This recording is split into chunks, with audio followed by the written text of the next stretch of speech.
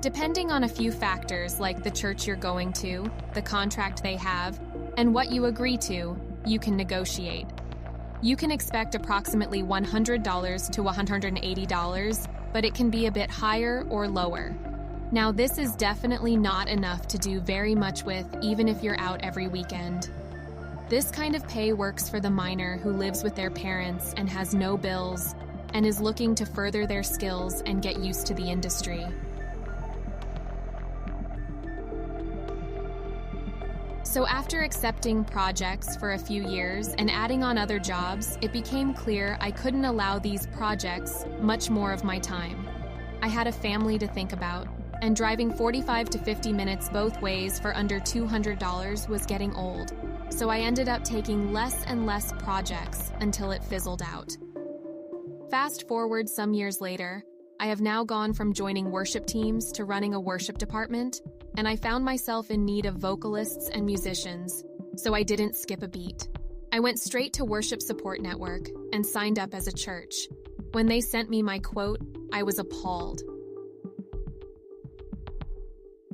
As I looked over the quote, I learned that someone in my position and most others were making 20 to 40% of what a church pays W.S.N. Don't get me wrong, I have no problem paying musicians what they're worth, but I'd rather take that broker fee and make sure the musicians get the whole thing. If you take a look at this pay chart, you'll see the acceptable rates to pay musicians depending on their experience and skill. After all, this is someone's livelihood.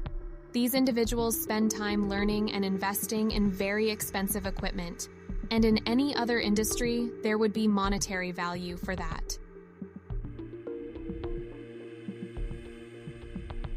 So obviously, W.S.N has a few flaws, but I do still recommend it to young, inexperienced musicians. For someone who has skill but no experience, this is where you can get it. Think of it as boot camp for the music business world. While you are working for W.S.N, make sure you are putting yourself in situations that further yourself. If the church or project in question does not work for you, then decline the offer.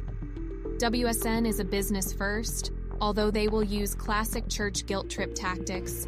But remember, this is a business agreement. You should be recording yourself at every project, so you can check yourself and so you can build a portfolio for future work. Lastly, keep detailed records between you and W.S.N, as well as every church you visit. Take note of things like service flow. Are you able to leave after the worship set? Or do you have to stick around to the end? Did the church claim to have everything